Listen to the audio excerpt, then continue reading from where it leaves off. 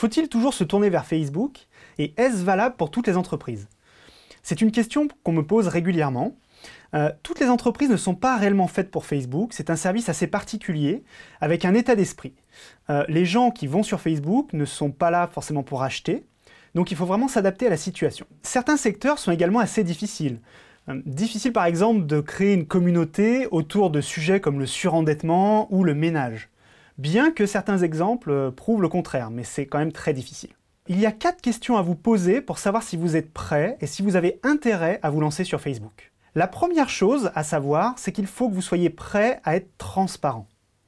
Il va falloir donner un petit peu de vous-même, c'est très important. Les gens qui vont vous suivre sur les réseaux vont vous demander de parler un peu de vos coulisses, savoir un peu ce qui se passe derrière en fait, un petit peu à l'arrière de votre boutique ou de votre entreprise. Il va également falloir passer du temps à répondre à vos clients, à vos fans, lorsqu'ils vont vous poser des questions.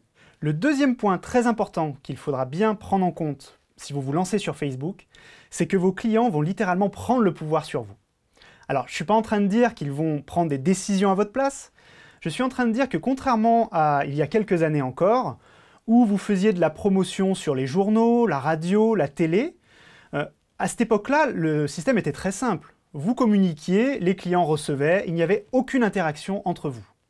Aujourd'hui, tout est différent. Les clients vont vous poser des questions, vont vous interpeller. Il va falloir être prêt à recevoir ces questions et à gérer cette relation que vous allez avoir avec eux. Le troisième point crucial pour savoir si vous pouvez vous lancer sur Facebook, c'est de ne pas oublier que vos concurrents sont à 1 ou 2 clics de vous. Que ce soit d'ailleurs sur le web en général et particulièrement sur les réseaux sociaux, vos clients peuvent très facilement passer de vous à votre concurrent. Donc il faut bien prendre en compte cette notion-là, c'est assez important. Enfin et quatrièmement, il faut bien comprendre qu'il y a de plus en plus de clients qui s'attendent à vous trouver sur les réseaux sociaux. Comme vous le savez, on a de plus en plus des smartphones, on a de plus en plus des téléphones, des tablettes, des choses qui nous permettent de nous connecter en permanence avec Internet et les réseaux sociaux. Et les clients s'attendent à, s'ils doivent faire une recherche à un instant T, à vous trouver vous plutôt qu'un concurrent.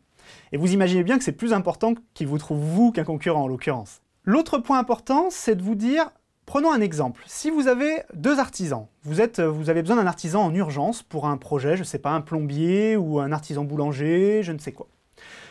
Vous allez faire une recherche sur Internet, vous avez 2 personnes qui se présentent. La première, elle a juste une page sur pagehome.fr, d'accord? Donc on a juste son nom, prénom, son numéro de téléphone, c'est tout.